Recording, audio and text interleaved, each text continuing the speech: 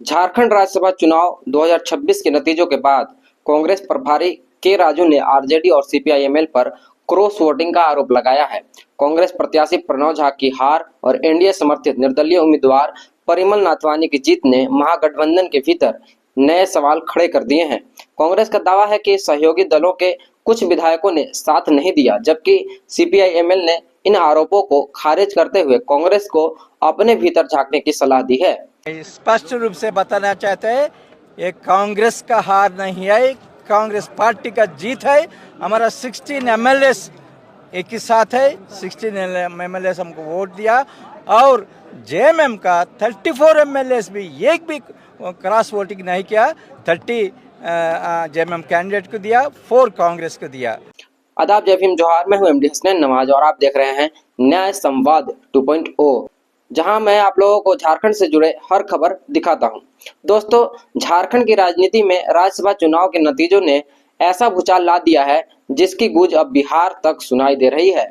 झारखंड विधानसभा में संख्या बल महागठबंधन के पक्ष में था।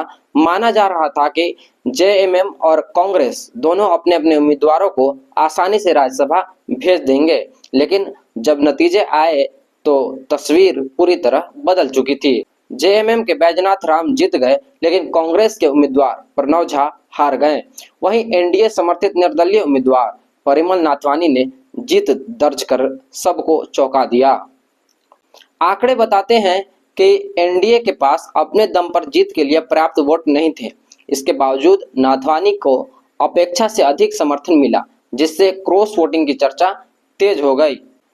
नतीजों के बाद कांग्रेस प्रभारी के राजू ने सीधे तौर पर आरजेडी और सीपीआईएमएल की ओर उंगली उठाई। उनका आरोप है कि गठबंधन के कुछ सहयोगी दलों ने कांग्रेस उम्मीदवार का समर्थन नहीं किया, लेकिन कहानी का दूसरा पक्ष भी है। सीपीआईएमएल ने कांग्रेस के आरोपों को सिरे से खारिज कर दिया है। पार्टी का कहना है कि उसके दोनों विधायकों ने गठबंधन के फैसले के अनुसार मतदान किया और कांग्रेस को अपने सहयोगियों पर आरोप लगाने के बजाय आत्ममंथन करना चाहिए। यहाँ एक और महत्वपूर्ण तथ्य सामने आता है। चुनाव से पहले ही आरजेडी और सीपीआईएमएल के नेताओं ने सार्वजनिक रूप से नाराजगी जताई थी। उनका आरोप था कि राज्यसभा चुनाव को लेकर कांग्रेस और जेएमएम ने उनसे पर्याप्त संवाद नहीं किया और उन्हें निर्णय प्रक्रिया से दूर रखा गया। यही कारण है कि अब राजनीतिक गलियारों में यह सवाल पूछा जा रहा है कि यह सिर्फ क्रॉस वोटिंग का मामला है या फिर महागठबंधन के भीतर लंबे समय से चल रहा नाराजगी का परिणाम। कुछ राजनीतिक विश्लेषक इसे बिहार की राजनीति से भी जोड़कर देख रहे हैं। चर्चा यह भी है कि कांग्रेस और आरजेडी के बीच पहले से मौजूद मतभेद अब झारखंड के जरिए खुलकर सामने आ गए हैं। हालांकि इन दावों का स्वतंत्र पुष्टि नहीं हुई है, लेकिन राजनीतिक बहस जरूर तेज हो गई है।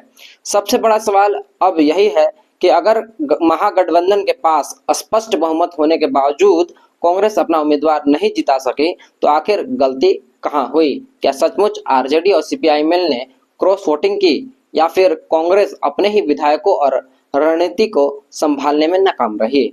इन सवालों के जवाब आने वाले दिनों में झारखंड ही नहीं बल्कि बिहार की राजनीति की दिशा भी तय कर सकते हैं।